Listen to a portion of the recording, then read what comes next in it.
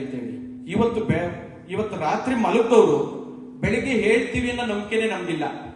ಅಂತ ಸ್ಥಿತಿನಲ್ಲಿ ಇದೀವಿ. ಯಾಕೆಂದ್ರೆ ನಾವು ತಿನ್ನೋ ಆಹಾರದಿಂದ ಹಿಡಿದು, ನಾವು ಸೇವಿಸೋ ಗಾಳಿಯಿಂದ ಹಿಡಿದು, ನಾವಿರೋ ವಾತಾವರಣ ತುಂಬಾ ಕಲುಷಿತವಾಗಿದೆ. ಯಾವಾಗ ಯಾವ ವ್ಯಕ್ತಿ ಹೇಗೆ ಎಲ್ಲಿ ಮರಣ ಹೊಂದರೆ ಗೊತ್ತಿಲ್ಲ.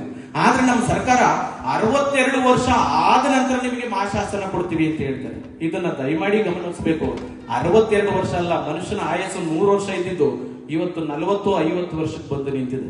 ಸೊ ಇದನ್ನ ಸರ್ಕಾರ ದಯಮಾಡಿ ಮನಗಂಡು ಕನಿಷ್ಠ ಈ ಮಹಾಶಾಸನ ಕೊಡುವಂತ ವಯಸ್ಸಿನ ಅಂತರವನ್ನ ದಯಮಾಡಿ 50 ವರ್ಷ ಯಾರಿಗೆ ತುಂಬಿರುತ್ತೆ ಅವ್ರಿಗೆ ಮಹಾಶಾಸನ ಕೊಟ್ರೆ ಅದರಿಂದ ಉಪಯೋಗ ದಯಮಾಡಿ ಕಲಾವಿದರಿಗೆ ಆಗುತ್ತೆ ಅಂತ ಹೇಳಿ ನಾವು ಒತ್ತಾಯ ಸರ್ಕಾರಕ್ಕೆ ಮಾಡಬೇಕು ಅನ್ನೋದು ನಮ್ಮ 4ನೆಯ ಗುರಿ ಮತ್ತೆ ಉದ್ದೇಶ. ಬಂಧುಗಳೇ, ಇದ್ರ ಜೊತೆ ಪ್ರತಿ ವರ್ಷ ಈ ಕಲಾಮಂದಿರಗಳ ನಿರ್ವಹಣೆಗೆ ಅಂತೇಳಿ ಸರ್ಕಾರ ಇಂತಿಷ್ಟು ಹಣವನ್ನ ಕೊಡ್ತಾ ಇದೆ.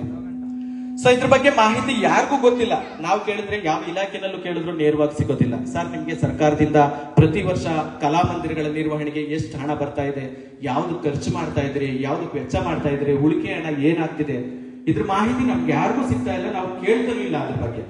ಸೊ ಆ ನಿಟ್ಟಿನಲ್ಲಿ ನಾವು ಸರ್ಕಾರ ಮತ್ತು ಇಲಾಖೆಗಳಿಗೆ ಏನ್ ಮಾಡ್ಬೇಕು ಅಂದ್ರೆ ಪ್ರತಿ 3 ವರ್ಷದ 2023-24ನೇ ಸಾಲು, 2024-25ನೇ ಸಾಲು ಮತ್ತೆ 2025-26ನೇ ಸಾಲಿನಲ್ಲಿ ಬಂದಿರತಕ್ಕಂತ ಹಣದ ಬಗ್ಗೆ ಮಾಹಿತಿಯನ್ನ ಕೇಳಿ ಅದು ಸರಿಯಾಗಿ ಕಲಾಕ್ಷೇತ್ರದ ನಿರ್ವಹಣೆಗೆ ವೆಚ್ಚವಾಗಿದೆಯಾ, ನೀವು ಪಾರದರ್ಶಕತೆಯಿಂದ ಈ ಕೆಲಸ ಮಾಡಿದಿರಾ ಅನ್ನೋ ಕೆಲಸವನ್ನ ನಮ್ಮ ಸಂಘ ಅವ್ರಿಗೆ ಅರ್ಜಿಯನ್ನು ಕೊಡೋದ್ರ ಮುಖಾಂತರ ಇದನ್ನ ಒತ್ತಾಯ ಮಾಡುತ್ತೆ. ಬಂಧುಗಳೇ, ಇದಾದ ನಂತರ ನಮ್ಮ ನಾಡುವಂತ ಸರ್ಕಾರಗಳು ಅಥವಾ ಜಿಲ್ಲಾಡಳಿತಗಳು ಈ ರಾಜ್ಯ ಮಟ್ಟದ ಪ್ರಶಸ್ತಿ ಪುರಸ್ಕಾರಗಳು ಮತ್ತು ಜಿಲ್ಲಾ ಮಟ್ಟದ ಪ್ರಶಸ್ತಿ ಪುರಸ್ಕಾರಗಳನ್ನ ಯಾವ ಕ್ಷೇತ್ರದಲ್ಲಿ ಅವರು ಗಣನೀಯವಾಗಿ ಸೇವೆ ಸಲ್ಲಿಸಿದರೆ ಅಂತ ಗಣನೀಯವಾಗಿ ಸೇವೆ ಸಲ್ಲಿಸತಕ್ಕಂಥ ಕಲಾವಿದರನ್ನ ಗುರುತಿಸಿ ಅವರಿಗೆ ರಾಜ್ಯ ಮಟ್ಟದ ಪ್ರಶಸ್ತಿ ಪುರಸ್ಕಾರಗಳು, ಜಿಲ್ಲಾ ಮಟ್ಟದ ಪ್ರಶಸ್ತಿ ಪುರಸ್ಕಾರಗಳನ್ನ ನೀಡಬೇಕು. ಆದ್ರೆ ಏನಾಗ್ತಿದೆ ನಿಮ್ಗೆಲ್ರಿಗೂ ಗೊತ್ತಿದೆ, ಇವತ್ತು ಇದೆಲ್ಲ ಕೂಡ ರಾಜ್ಯ ಮತ್ತು ಜಿಲ್ಲಾ ಮಟ್ಟದಲ್ಲಿ ಉಳ್ಳವರ ಪಾಲಾಗ್ತಾ ಇದೆ. ಯಾರೋ ಒಂದಷ್ಟು ಜನ ಪ್ರಭಾವಿಗಳು ಅಥವಾ ರಾಜಕಾರಣದಲ್ಲಿ ಹಿಡಿತಾ ಇರೋವಂತರು ಈ ರಾಜ್ಯ ಮಟ್ಟದ ಮತ್ತು ಜಿಲ್ಲಾ ಮಟ್ಟದ ಪ್ರಶಸ್ತಿ ಪುರಸ್ಕಾರಗಳನ್ನ ತಾಳ್ತಾ ಇದ್ದಾರೆ. ಹಾಗಾಗಿ ನಾವು ಬಹಳ ಗಂಭೀರವಾಗಿ ಮುಂದಿನ ಹೋರಾಟ ಇದನ್ನೇ ಮಾಡೋದು.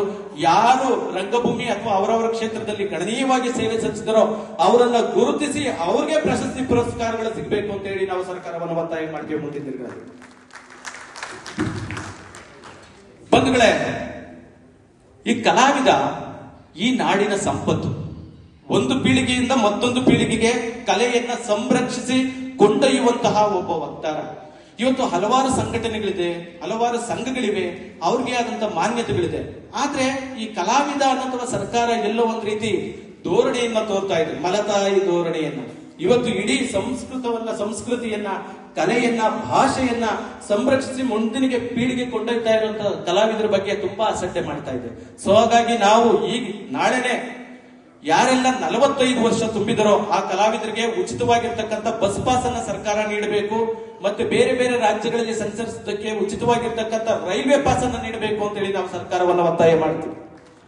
ಸೊ ಅದ್ರ ಜೊತೆಯಲ್ಲಿ ಬಂಧುಗಳೇ, ಇವತ್ತು ಕಲಾವಿದ ಅನಾರೋಗ್ಯಕ್ಕೆ ತುತ್ತಾದ್ರೆ ತುಂಬಾ ಆರ್ಥಿಕ ಸಂಕಷ್ಟ ಅನುಭವಿಸ್ತಾ ಇದ್ದಾರೆ. ಕಲಾವಿದ ಯಾರು ಶ್ರೀಮಂತರಲ್ಲ. ಇಲ್ಲಿ ಕಲೆಯನ್ನ ನಂಬಿಕೊಂಡು ಏನೋ ಒಂದಷ್ಟು ಜನಕ್ಕೆ ನಮ್ಮ ಕಲೆಯನ್ನ ಅಭಿವ್ಯಕ್ತಿಸಿದ್ರೆ ಒಂದು ಚಪ್ಪಾಳೆ ಸಿಗುತ್ತೆ, ಆ ಚಪ್ಪಾಳೆಯಿಂದ ಸಂತೋಷ ಪಡುವಂತ ವ್ಯಕ್ತಿ ಕಲಾವಿದ. ಯಾವ ದುಡ್ಡಿನ ಆಸೆಯನ್ನು ಪಡೋದಿಲ್ಲ. ಹಾಗಾಗಿ ಆ ಕಲಾವಿದರಿಗೆ ಏನಾದ್ರೂ ಅನಾರೋಗ್ಯದ ಸಮಸ್ಯೆ ಉಂಟಾದ್ರೆ ಕಲಾವಿದರ ಕುಟುಂಬಕ್ಕೆ ಆರ್ಥಿಕ ಸಂಕಷ್ಟಕ್ಕೆ ಒಳಗಾಗಬಾರ್ದು ಅಂತ ಹೇಳಿ ಸರ್ಕಾರ ಆ ಕುಟುಂಬಕ್ಕೆ ಉಚಿತವಾಗಿ 5 ಲಕ್ಷ ರೂಪಾಯಿವರೆಗೂ ಆರೋಗ್ಯ ವಿಮೆಯನ್ನ ಕೊಡಬೇಕು ಅಂತ ಹೇಳಿ ನಾವು ಸಂಘದ ಮುಖಾಂತರ ಒತ್ತಾಯವನ್ನ ಮಾಡ್ತೀವಿ. ಬಂಧುಗಳೇ, ಇದು ಬಹಳ ಮುಖ್ಯವಾಗಿ ಈಗಿನ ವಿಚಾರ ತಾವೆಲ್ಲರೂ ಗಮನ ಹರಿಸಲೇಬೇಕು. ನಮ್ಗೆ ಪ್ರತಿ ಜಿಲ್ಲೆನಲ್ಲಿ CSR ಫಂಡ್ ಅಂತ ಹೇಳಿ ಒಂದು ಫಂಡ್ ಇದೆ, ಕಾರ್ಪೊರೇಟ್ ಸೋಷಿಯಲ್ ರೆಸ್ಪಾನ್ಸಿಬಿಲಿಟಿ ಅಂತ ಹೇಳಿ. ಒಂದು ಕಂಪನಿಯನ್ನ ತೆರೀಬೇಕಾದ್ರೆ ಆ ಕಂಪನಿಯ ವರ್ಷದ ವಾರ್ಷಿಕ ಆದಾಯದಲ್ಲಿ 2% ಹಣವನ್ನ ಸಮಾಜದ ಏಳಿಗೆಗೆ ಬಳಸಬೇಕು ಅಂತ. ಈಗ ಉದಾಹರಣೆಗೆ ಇನ್ಫೋಸಿಸ್ ಆಗಿರ್ಬೋದು, ವಿಪ್ರೋ ಆಗಿರ್ಬೋದು, HAL ಆಗಿರ್ಬೋದು, ಈ ರೀತಿಯಾಗಿರ್ತಕ್ಕಂಥ ಬೃಹತ್ ಕಂಪನಿಗಳ ವಾರ್ಷಿಕ ಆದಾಯದಲ್ಲಿ 2% ಹಣವನ್ನ ಸಮಾಜದ ಅಭಿವೃದ್ಧಿಗೆ ಬಳಕೆ ಮಾಡಬೇಕು ಅಂತ ಹೇಳಿ ಅವರಿಗೆ ಅನುಮತಿ ಕೊಡಬೇಕಾದ್ರೆ ಅಂಡರ್ ಆಕ್ಟ್ 2013 ನಲ್ಲಿ ಈ ಆಕ್ಟ್ ಬರುತ್ತೆ. ಇದರ ಅಡಿನಲ್ಲಿ ಅವರಿಗೆ ಅನುಮತಿಯನ್ನು ಕೊಡ್ತಾರೆ.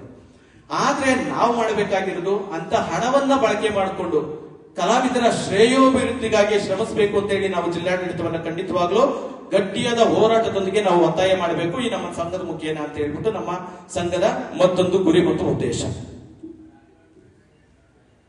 ಇದ್ರ ಜೊತೆ ಬಂಧುಗಳೇ, ತಾವೆಲ್ರಿಗೂ ಗೊತ್ತಿದೆ, ಒಂದಷ್ಟು ಸಾಂಸ್ಕೃತಿಕ ಹಿಡಿತದಲ್ಲಿ ಜನರು ಇದಾರೆ. ಈಗಾಗಲೇ ಬೆಂಗಳೂರಿನಲ್ಲಿ ನೋಡಬಹುದು, ರಾಜ್ಯ ಮಟ್ಟದಲ್ಲಿ ಕಾರ್ಯಕ್ರಮಗಳನ್ನು ಆಯೋಜನೆ ಮಾಡಿದಾಗ, ಅಂತಾರಾಷ್ಟ್ರ ಮಟ್ಟದಲ್ಲಿ ಅಥವಾ ರಾಷ್ಟ್ರ ಮಟ್ಟದಲ್ಲಿ ಕಾರ್ಯಕ್ರಮ ಆಯೋಜನೆ ಮಾಡಿದಾಗ ಕೆಲವೊಂದೆಲ್ಲೋ ಬೆರಳಿಕೆಯಷ್ಟು ಯಾವಾಗಲೂ ಉಳ್ಳವರು ಪಾಲೇ ಆಗ್ತಾ ಇದೆ.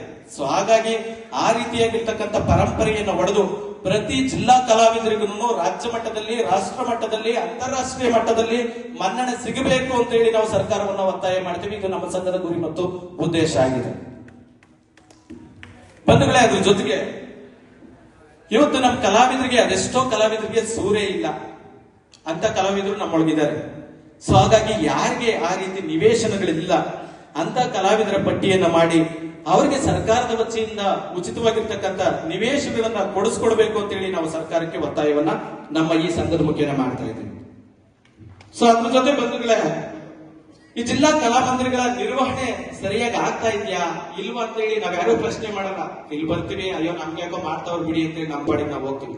ಅಲ್ಲ, ಇದು ನಮ್ಮೆಲ್ಲರ ಕರ್ತವ್ಯ. ಇದು ಸರಿ ಆಗ್ತಿದ್ಯಾ, ಸರಿ ಆಗ್ತಾ ಇಲ್ವಾ ಅಂತ ಹೇಳಿ ನಾವು ಅದನ್ನ ವೀಕ್ಷಿಸಿ ಒಂದು ಗುಣಮಟ್ಟವಾಗಿರ್ತಕ್ಕಂಥ ರಂಗಮಂದಿರಗಳನ್ನ ನಿರ್ಮಾಣ ಮಾಡೋದಕ್ಕೆ ನಾವೆಲ್ಲರೂ ಕೂಡ ಸಹಕಾರಿಯಾಗಬೇಕು. ಇವತ್ತು ನೆಕ್ಸ್ಟ್ ಈ ರಂಗಮಂದಿರ ನವೀಕರಣಗೊಳ್ಳುತ್ತೆ. ಸೊ ಈ ನವೀಕರಣಗೊಳ್ಳುವಂತ ಸಮಯದಲ್ಲಿ ಇಲ್ಲಿ ಈ ಸಂಘದ ನಿರ್ವಹಣೆ ಸರಿಯಾಗಿ ಆಗ್ತಾ ಇದೆಯಾ ಇಲ್ವಾ ಅಂತ ಹೇಳೋದಕ್ಕೆ ನಮ್ಮ ತುಮಕೂರು ಜಿಲ್ಲಾ ಕಲಾವಿದರಲ್ಲಿ ಒಂದು ಮೇಲುಸ್ತುವಾರಿ ಸಮೀಕ್ಷೆಯನ್ನು ಮಾಡಿ ಅದ್ರ ಬಗ್ಗೆ ನಿಗಾ ಇಡಬೇಕು ಅಂತ ಹೇಳಿ ನಾವು ಮಾನ್ಯ ಜಿಲ್ಲಾಧಿಕಾರಿಗಳಿಗೆ ಮತ್ತು ಕನ್ನಡ ಮತ್ತು ಸಂಸ್ಕೃತಿ ಇಲಾಖೆಯ ಸಹಾಯಕ ನಿರ್ದೇಶಕರಿಗೆ ನಾವು ಒಂದು ಮನವಿಯನ್ನು ಸಲ್ಲಿಸ್ತೀವಿ.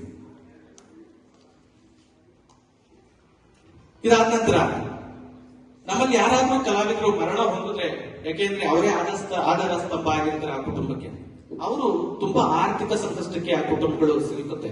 ಹಾಗಾಗಿ ಅವರಿಗೆ ಆರ್ಥಿಕ ಸಂಕಷ್ಟಕ್ಕೆ ಸಿಲುಕಬಾರದು ಅಂತ ಹೇಳಿ ಆ ಮರಣ ಹೊಂದಿದಂತಹ ಕಲಾವಿದರ ಕುಟುಂಬಕ್ಕೆ ಸರ್ಕಾರ ಕನಿಷ್ಠ 5 ಲಕ್ಷ ರೂಪಾಯಿ ಆದ್ರೂ ಸಹಾಯಧನ ಮಾಡಬೇಕು ಅಂತ ಹೇಳಿ ನಾವು ಸರ್ಕಾರಕ್ಕೆ ಮನವಿಯನ್ನ ನಮ್ಮ ಸಂಘದ ಮುಖೇನ ಸಲ್ಲಿಸ್ತೀವಿ.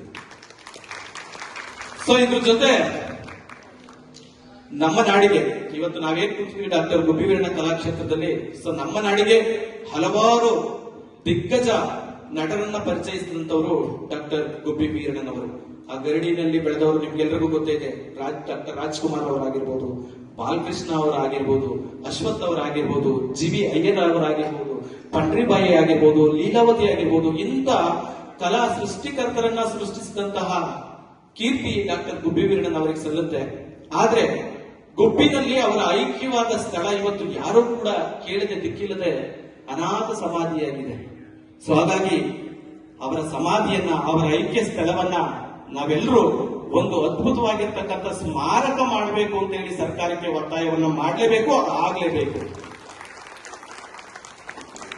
ಹಾಗೇನೆ ಇಂದಿನ ದಿನಗಳಲ್ಲಿ ಯುವ ಪೀಳಿಗೆ ಈ ದಿಕ್ಕಿಗೆ ಬರಬೇಕು. ಯಾಕೆಂದ್ರೆ ಯುವಕರೇ ನಮ್ಮ ಸಂಪತ್ತು. ಸೊ ಆ ಯುವಕರನ್ನ ರಂಗಭೂಮಿಯಂತ ಸೆಳೆಯುವಂತ ಕೆಲಸವನ್ನ ರಂಗ ಕಾರ್ಯಾಗಾರಗಳ ಮುಖೇನ, ರಂಗ ತರಬೇತಿಗಳನ್ನು ಕೊಟ್ಟು ಯುವಕರನ್ನ ಸಂಘಟಿಸಿ ನಾವು ಹಳೆ ಬೇರು ಹೊಸ ಚಿಗುರು, ನೋಡಲು ಬಲು ಸೊಗಸು, ಹಾಗೆ ಯುವಕರನ್ನ ನಮ್ಮ ರಂಗಭೂಮಿಯಂತ ಕೊಂಡೊಯ್ಯೋದಕ್ಕೆ ಈ ರೀತಿ ರಂಗಭೂಮಿ ಕಾರ್ಯಾಗಾರಗಳನ್ನ ಮತ್ತೆ ರಂಗ ತರಬೇತಿಗಳನ್ನ ಆಯೋಜನೆ ಮಾಡಬೇಕು ಅಂತ ಹೇಳಿ ನಾವು ಸರ್ಕಾರಕ್ಕೆ ಒತ್ತಾಯವನ್ನ ಮಾಡ್ತೇವೆ. ಹಾಗೆಯೇ ಬಂಧುಗಳೇ, ಪ್ರತಿ ತಾಲೂಕಿನಲ್ಲಿ ಇವತ್ತು ತಾಲೂಕಿನಿಂದ ಜಿಲ್ಲೆಗೆ ಬರೋದು ಬಹಳ ಕಷ್ಟ ಆಗಿದೆ ನಾಟಕ ಆಡ್ಲಿಕ್ಕೆ. ಹಾಗಾಗಿ ನಾವು ಸರ್ಕಾರಕ್ಕೆ ಮನವಿ ಏನ್ ಮಾಡ್ತೀವಿ ನಮ್ಮ ಸಂಘದಿಂದ ಅಂತ ಅಂದ್ರೆ, ಪ್ರತಿ ತಾಲೂಕಿನಲ್ಲಿ ಒಂದೊಂದು ರಂಗಮಂದಿರಗಳಾದ್ರೆ ಅಲ್ಲೇ ಸ್ಥಳೀಯ ಕಲಾವಿದರಿಗೆ ಇನ್ನೂ ಹೆಚ್ಚು ಹೆಚ್ಚು ಅವರ ಕಲೆಯನ್ನ ಅಭಿವ್ಯಕ್ತಿಸಿಕೊಳ್ಳೋದಕ್ಕೆ ಸಾಧ್ಯ ಆಗುತ್ತೆ. ಆ ನಿಟ್ಟಿನಲ್ಲಿ ಪ್ರತಿ ತಾಲೂಕಿನಲ್ಲಿ ಒಂದೊಂದು ರಂಗಮಂದಿರಗಳನ್ನ ನಿರ್ಮಿಸಬೇಕು ಅಂತ ಹೇಳಿ ನಾವು ಸರ್ಕಾರಕ್ಕೆ ನಮ್ಮ ಸಂಘದ ಮುಖೇನ ಒತ್ತಾಯವನ್ನ ಮಾಡ್ತೀವಿ. ಅದೇ ರೀತಿ ಬಂಧುಗಳೇ, ನಮ್ಮ ಸರ್ಕಾರದ ವತಿಯಿಂದ ಪ್ರತಿ ಕಲಾವಿದರನ್ನ ಗುರುತಿಸಿ ಅವರಿಗೆ ಸರ್ಕಾರದ ಮಟ್ಟದಲ್ಲಿ ಗುರುತಿನ ಚೀಟಿಯನ್ನ ನೀಡಬೇಕು ಅಂತ ಹೇಳಿ ನಾವು ನಮ್ಮ ಸಂಘದ ಮುಖೇನ ಒತ್ತಾಯವನ್ನ ಮಾಡ್ತೀವಿ. ಸದ್ಯದಲ್ಲಿ ಇಷ್ಟು ಗುರಿ ಮತ್ತು ಉದ್ದೇಶಗಳನ್ನ ಇಟ್ಕೊಂಡು ನಮ್ಮ ಕರ್ನಾಟಕ ರಾಜ್ಯ ಕಲಾವಿದರ ಹಿತರಕ್ಷಣಾ ಸಂಘ ತನ್ನ ಕಾರ್ಯವ್ಯಾಪ್ತಿಯನ್ನ ಶುರು ಮಾಡುತ್ತೆ. ಮುಂದೆ ಬರ್ತಕ್ಕಂಥ ಹಲವಾರು ಸಮಸ್ಯೆಗಳನ್ನು ಕೂಡ ಧೈರ್ಯವಾಗಿ ನಿಂತು ಎದುರಿಸುತ್ತೆ. ಅದಕ್ಕೆ ನಾವೆಲ್ಲರೂ ಕೈ ಜೋಡಿಸೋಣ. ಕಲಾವಿದ ಒಂದು ಕೂಗಾಕಿದ್ರೆ ವಿಧಾನಸೌಧ ನಡುವ ರೀತಿ ನಮ್ಮ ಕೂಗು ಇರಬೇಕು. ಅದಕ್ಕೆ ಗ್ರೀಸ್ನ ಒಬ್ಬ ತತ್ವಜ್ಞಾನಿ ಫ್ಲೇಕೋ ಅಂತ ತಾವೆಲ್ಲರೂ ಕೇಳಿರಬಹುದು. ಆತ ಕಲಾವಿದರ ಬಗ್ಗೆ ಬಹಳ ಗಂಭೀರವಾಗಿ ಒಂದು ಮಾತನ್ನ ಹೇಳ್ತಾನೆ. ಈ ಕಲಾವಿದರನ್ನ ಮತ್ತೆ ಕವಿಗಳನ್ನ ನಾವು ನಾಡಿನಿಂದಲೇ ಗಡಿಪಾರು ಮಾಡಿಬಿಡ್ಬೇಕು ಅಂತ ಹೇಳಿ. ಸೊ ಯಾಕೆ ಇಂಥ ವಿಶ್ವಜ್ಞಾನಿ ತತ್ವಜ್ಞಾನಿ ಯಾಕೆ ಈ ತರ ಮಾತಾಡ್ತಾನೆ ಅಂತ ಅಂದ್ರೆ, ಒಬ್ಬ ಕಲಾವಿದ ಮನಸ್ಸು ಮಾಡಿದ್ರೆ ಎದುರುಗಡೆ ಕುಂತಿರ್ತಕ್ಕಂಥ ಪ್ರೇಕ್ಷಕರನ್ನ ಭಾವನೆಯನ್ನ ಯಾವ ರೀತಿ ಬೇಕಾದ್ರೂ ಅದ ಕೆರಳಿಸಬಹುದು ಅಂತ ಹೇಳಿ. ಒಬ್ಬ ಶಕ್ತಿ ಇರುವಂತದ್ದು ಆ ಕಲೆಗೆ ಮತ್ತು ಆ ಕಲಾವಿದನಿಗೆ ಮಾತ್ರ. ಹಾಗಾಗಿ ಕಲಾವಿದ ಮನಸ್ಸು ಮಾಡಿದ್ರೆ ಸಮಾಜವನ್ನ ಕಟ್ಟಲಬಹುದು, ಸಮಾಜವನ್ನ ನುಚ್ಚು ನೂರನ್ನು ಕೂಡ ಮಾಡಬಹುದು. ಆದ್ರೆ ನಾವು ಸಮಾಜವನ್ನ ಕಟ್ಟೋ ದಿಕ್ಕಿನಲ್ಲಿ ಸಾಗೋಣ. ನಾವೆಲ್ಲರೂ ಕೂಡ ಕೈ ಜೋಡಿಸಿ ನಮ್ಮ ಕರ್ನಾಟಕ ರಾಜ್ಯ ಕಲಾವಿದರ ಹಿತರಕ್ಷಣಾ ಸಂಘಕ್ಕೆ ಎಲ್ಲರೂ ಕೂಡ ಒಂದೇ ಮನಸ್ಥಿತಿಯಿಂದ ದುಡಿಯೋಣ ಅಂತ ಹೇಳ್ತಾ, ನನಗೆ ಇಲ್ಲಿವರೆಗೂ ಈ ಪ್ರಾಸ್ತಾವಿಕವಾಗಿ ಸಂಘದ ಗುರಿ ಮತ್ತು ಧ್ಯೇಯೋದ್ದೇಶಗಳನ್ನು ಮಾತಾಡಲಿಕ್ಕೆ ಅವಕಾಶ ಮಾಡಿಕೊಟ್ಟಿರ್ತಕ್ಕಂಥ ನಮ್ಮ ಕರ್ನಾಟಕ ರಾಜ್ಯ ಕಲಾವಿದರ ಹಿತರಕ್ಷಣಾ ಸಂಘದ ಅಧ್ಯಕ್ಷರಿಗೆ, ಕಾರ್ಯದರ್ಶಿಗಳಿಗೆ ಮತ್ತು ಎಲ್ಲ ಪದಾಧಿಕಾರಿಗಳಿಗೆ, ಹಾಗೆ ಮುಂದಿನ ಆಸನಗಳಲ್ಲಿ ಆಸೀನರಾಗಿರ್ತಕ್ಕಂಥ ಎಲ್ಲ ಕಲಾ ವೃಂದಗಳಿಗೂ ಕೂಡ ತುಂಬ ಹೃದಯದ ಧನ್ಯವಾದಗಳನ್ನು ಅರ್ಪಿಸ್ತಾ ನನ್ನ ಮಾತಿಗೆ ವಿರಾಮವನ್ನ ಇಡ್ತಾ ಇದ್ದೀನಿ. ಜೈ ರಂಗಭೂಮಿ, ಜೈ ಕಲಾವಿದ, ಜೈ ಕಲಾವಿದರ ಸಂಘ.